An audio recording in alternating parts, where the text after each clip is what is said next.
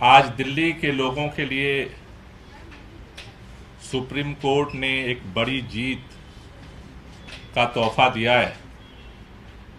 ये जीत दिल्ली के लोगों की तो जीत है ही, साथ ही साथ जिस तरह से भारतीय जनता पार्टी की केंद्र सरकार और देश के प्रधानमंत्री माननीय नरेंद्र मोदी देश भर में चुनी हुई सरकारों को जिस तरह से असंवैधानिक तरीके से हड़पने का जो मुहिम उन्होंने चला रखी थी, उस मुहिम पर सुप्रीम कोर्ट का एक बहुत बड़ा तमाचा है।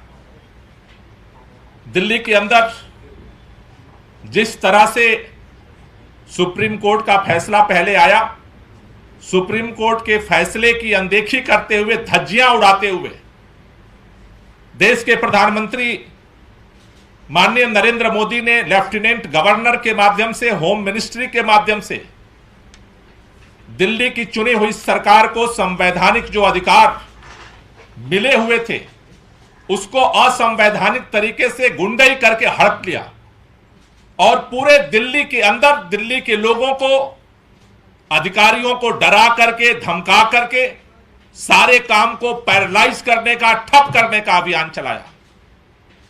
आज सुप्रीम कोर्ट के फैसले ने इस बात को साबित किया है कि इस देश के अंदर देश के प्रधानमंत्री नरेंद्र मोदी और भारतीय जनता पार्टी अगर ये सपना देख रहे हैं कि देश के लोकतंत्र को हम चकनाचूर कर देंगे, ध्वस्त कर देंगे, सत्ता की ताकत पर, पैसे की ताकत पर, अहंकार के दम पर, सुप्रीम कोर्ट ने इस अंधेरे में एक रोशनी दिखाने का काम किया है कि अगर सच्चाई की जीत में देर हो सकती है, लेकिन उसकी जीत होगी।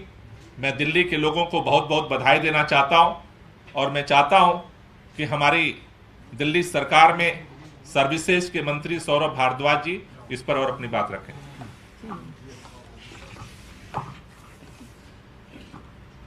मुझे ऐसा लगता है कि आज करीब 9 साल लंबी दिल्ली के लोगों की लड़ाई, जो सन 2014 से दिल्ली के मुख्यमंत्री अरविंद केजरीवाल लड़ रहे थे, आज दिल्ली की जनता की वो लड़ाई दिल्ली की जनता जीत गई है। और मुझे लगता है कि आज अगर इस पूरी लड़ाई के अंदर एक बात स्थापित हुई है तो वो ये बात है कि देश के अंदर एक इंस्टीट्यूशन ऐसा है,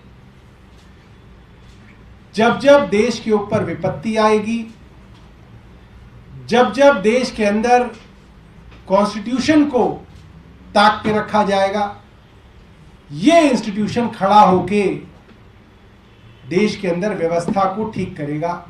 और वो इंस्टीट्यूशन है देश की न्यायपालिका, और देश की सबसे बड़ी न्यायपालिका माननीय उच्चतम न्यायालय, सुप्रीम कोर्ट।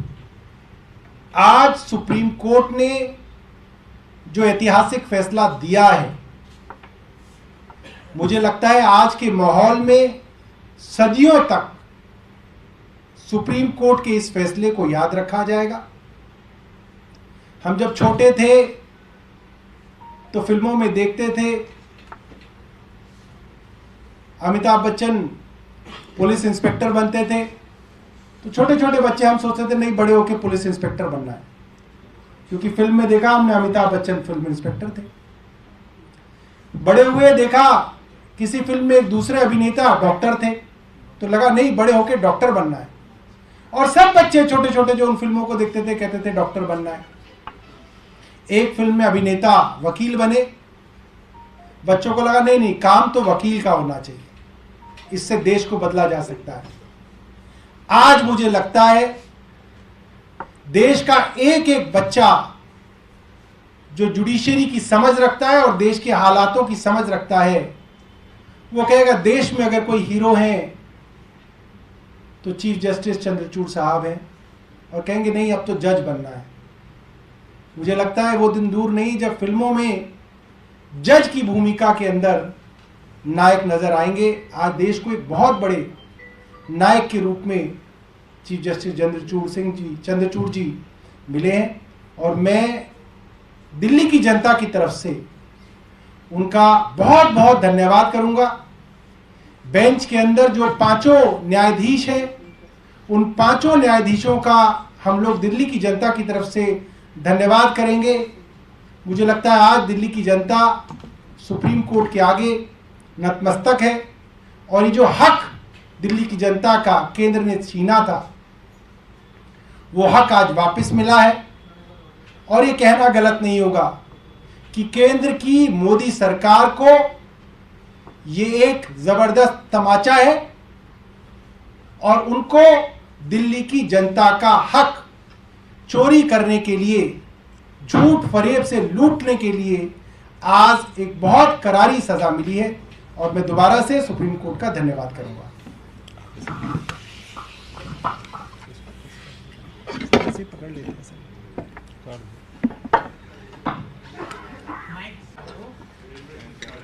मैं आज सबसे पहले दिल्ली के लोगों को, दिल्ली की जनता को बधाई देना चाहूंगी, मुबारकबाद देना चाहूंगी, क्योंकि आज सुप्रीम कोर्ट ने जो फैसला लिया है, सुप्रीम कोर्ट ने आज कहा है कि दिल्ली की जनता जो फैसला लेगी वो फैसला पूरी अफसरशाही को, पूरी सरकार पर बाध्य है। तो आज सबसे बड़ी जीत दिल्ली की जनता की हुई है, क्योंकि आज सुप्रीम कोर्ट ने लोकतंत्र के हित में, संविधान के हित में फैसला लिया। 2015 में दिल्ली की जनता ने अपना भरोसा अरविंद केजरीवाल जी पे दिखाया। एक तरफा भरोसा अरविंद केजरीवाल जी पे दिखाया। 70 में से 67 सीट उन्होंने आम आदमी पार्टी को दी, अरविंद केजरीवाल जी को दी। लेकिन भारतीय जनता पार्टी, प्रधानमंत्री नरेंद्र मोदी जी से ये सहन नहीं होता है कि कोई दूसरी पार्टी जीत जाए और उनकी पार्टी हार जाए। जहां जहां पर भारतीय जनता पार्टी हारती है, असंवैधानिक तरीके से सरकार को हड़पने की कोशिश की जाती है। चाहे वो ऑपरेशन लोटस हो, विधायकों की खरीद फरोख्त हो।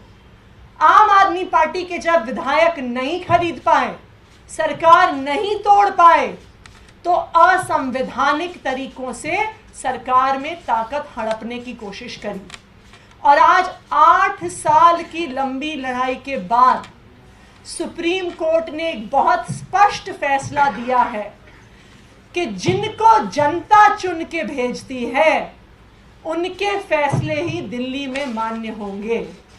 तो जब जनता ने अरविंद केजरीवाल को चुन के भेजा है, तो अरविंद केजरीवाल जी निर्णय लेंगे, दिल्ली की जनता के बिहाफ पर निर्णय लेंगे। तो आज मैं दिल्ली की जनता को बधाई देना चाहती हूं और मैं ऑनरेबल सुप्रीम कोर्ट को बहुत बहुत धन्यवाद कहना चाहती हूं दिल्ली की जनता की तरफ से कि